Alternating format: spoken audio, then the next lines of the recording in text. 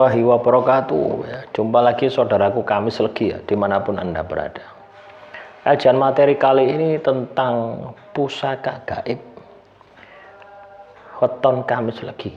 Apakah orang yang lahir Kamis Legi ini memiliki pusaka gaib? Ya, ada yang mengatakan seperti itu. Kamis Legi punya pusaka gaib. Atau Anda katakanlah datang ke orang pintar. Orang pintar itu bilang, oh kamu itu diikuti oleh pusaka gaib. Dalam tubuhmu ada pusaka gaib.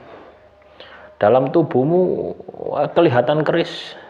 Dalam tubuhmu kelihatan kujang, keris, apalagi semacam-macam. Jangan percaya. Itu bahaya. Kalau Anda percaya dengan itu sangat berbahaya. Tanpa Anda melihat sendiri. Pusaka gaib itu sebenarnya adalah kodam. Ya, contoh misalkan, anggap ini pusaka, ya. Di dalam pusaka ini, anggap ini keris lah, ya. Di dalam keris ini ada makhluk halusnya. Ya, nah makhluk halus inilah yang disebut dengan pusaka gaib. Ketika makhluk halus ini berada di dalam tubuh Anda, maka makhluk halus ini akan menyerupai diri Anda. Ya. Sehingga seolah-olah ketika Anda ini diterawang, dilihat, itu yang kelihatannya pusakanya. Ya, kelihatan pusaka gaib tadi. Wah, kamu itu diikuti oleh pusaka gaib.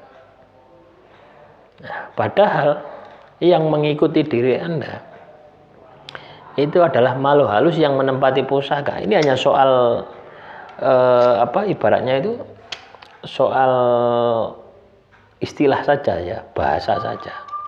Pusaka gaib dan kodam pusaka itu sebenarnya sama saja. Ya, pusaka gaib dan kodam pusaka itu sebenarnya sama saja.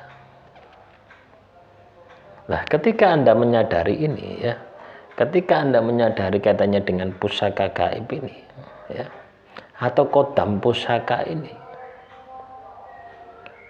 ya, berarti apa?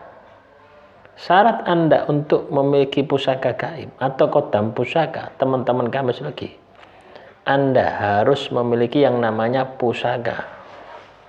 90% seperti itu. Apakah ketika kita tidak memiliki pusaka wujud asli ya, kita tidak memiliki tidak berpotensi untuk diikuti oleh kodam pusaka? Ya tidak. Manakala Anda ini terbiasa dengan laku batin, tirakat, ya, meditasi, zikir, wirid, puasa, lagu-lagu spiritual, ini juga akan menarik ya kodam-kodam yang menempati pusaka itu untuk ikut dengan diri Anda. Ya, ini tak ceritakan, ini pengalaman pribadi. Semoga bisa menjadi pemahaman ya, meningkatnya wawasan Anda kaitannya dengan pusaka gaib atau kodam pusaka. Ya. Jadi jangan mengkultuskan ya. Kamis Legi diikuti oleh kodam pusaka. Tapi Anda ini tidak pernah katakanlah memiliki sebuah pusaka. Nah ini kan ya konyol gitu loh ya. Kita katakanlah memiliki kodam pusaka atau pusaka gaib, otomatis kita memiliki pusaka itu. Kecuali Anda ahli tirakat. Ya, ini tak ceritakan. Saya punya pusaka itu peninggalan nenek saya. Di dalam pusaka itu ada makhluk halusnya, ada jinnya, ada kodamnya, ada penunggunya. Nah, otomatis pusaka itu ikut dengan diri saya.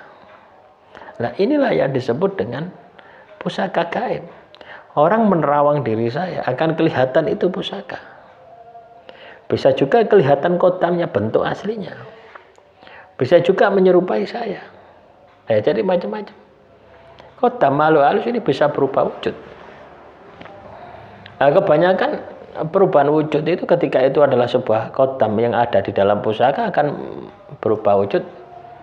Ya, kalau tidak orangnya ya bentuk pusaka itu.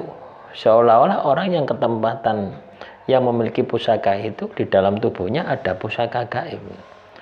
Jadi misalkan saya punya pusaka, ya saya ada di Pasuruan, saya mau pergi ke Malang, itu pusakanya tidak perlu saya bawa. Pusaka apa? Kodamnya sudah ada di dalam tubuh saya.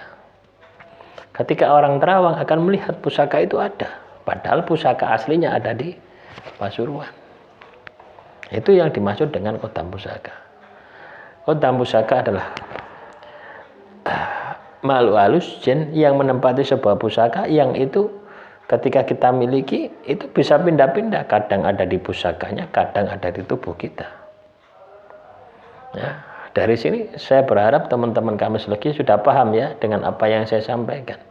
Apa itu kodam pusaka? Nah, ketika Anda memahami ini, ya, maka Anda pasti akan bisa membedakan gitu loh ya. Ya, oh kodam pusaka itu ternyata seperti ini gitu. Oh pusaka gaib itu sama dengan kodam pusaka. Oh apakah Kamis Legi itu memiliki kodam pusaka? Ya tidak. Ya, tidak semua orang yang lahir Kamis Legi memiliki kodam pusaka. Ya. Paham ya? Tidak semua orang yang lahir Kamis Legi memiliki kodam pusaka. Ya. Lah, supaya Anda katakanlah supaya Anda ini katakanlah paham ya kaitannya dengan kodam pusaka tadi ya. Ya maka Anda interaksi dengan pusaka tersebut. Anda punya pusaka, Anda coba berkomunikasi. Anda coba berinteraksi dengan kodam pusaka.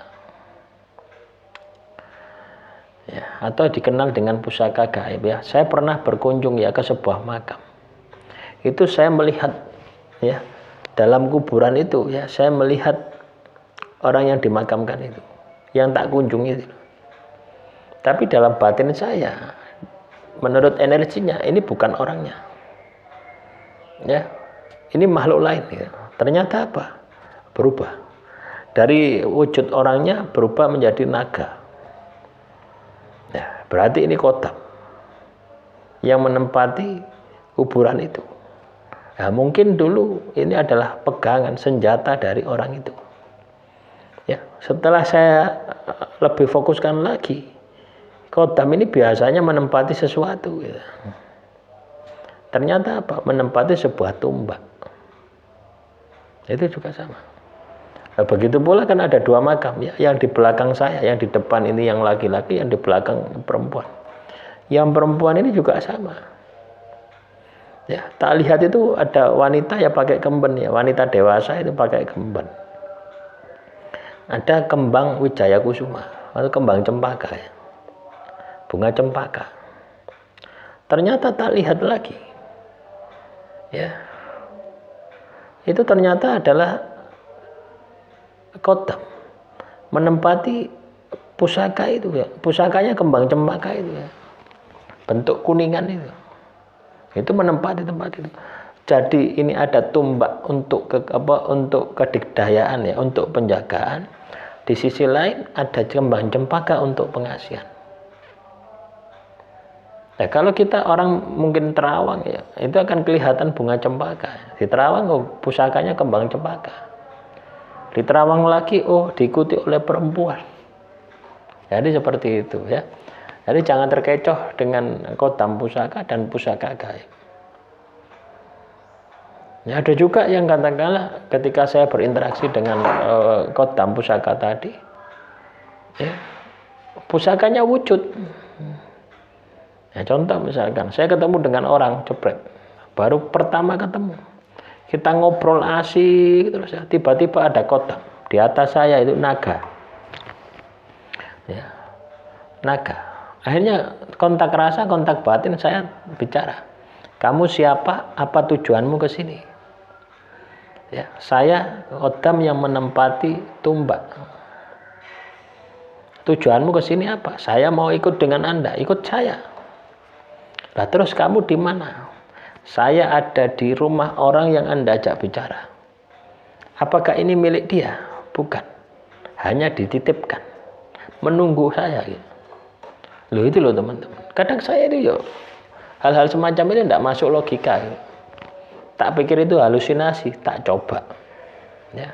Ya teman saya yang baru kenal itu ya, karena menangani sebuah masalah ya, sebuah kasus. Ya, dia tak jadikan sebagai seksi riwariwi ya. Tak kongkoni ngalor ngidul ngetan ngulon. Ya tak kei duit. Ya, tak panggil. Kamu punya pusaka yang bentuknya ini detail sekali teman-teman. Teret tak gambarkan. Dia ingat, oh iya mas, ini dulu saya ada titipkan. Ya, saya tanya, titipkan sama gurumu apa? Suruh ngasih orang yang ingat saya ya, ciri-cirinya podo mbek sampean mas. Sik mas aja kuno. Waktu itu seperti itu. Dia pulang langsung saat itu pulang, nggak nunggu menit.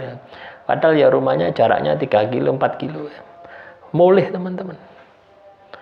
Dia juga membawa beban loh ya. Pegang pusaka itu ngenteni orang yang cocok dengan pusaka itu dititipi guru nih. Loh, saya juga enggak tahu, saya enggak kenal, ya kenal baru itu. Dengan gurunya pun juga saya enggak kenal gitu. Ya memang ya kalau kadang kita percaya ya bahwasanya pusaka itu mencari tuannya gitu. Ya, kadang kita memaksa, oh pusaka ini tak tarik, ini bisa ya bisa. Tapi ya kadang tidak akan bisa maksimal. Itulah kodam pusaka itu seperti itu. Saya sering teman-teman ya. Saya sering diikuti kodam-kodam semacam itu ya. Dan pusakanya aslinya, wujud aslinya ada. Nah itulah yang disebut dengan pusaka gaib. Artinya kodamnya, makhluk halus yang menempati pusaka itu. Ya, yang ketika diterawang akan kelihatan itu si pusaka. Nah, demikian yang bisa saya sampaikan. Semoga teman-teman kami lagi paham ya dengan apa yang saya sampaikan. Kurang lebihnya saya mohon maaf. Assalamualaikum warahmatullahi wabarakatuh. Salam rahayu, rahayu, rahayu.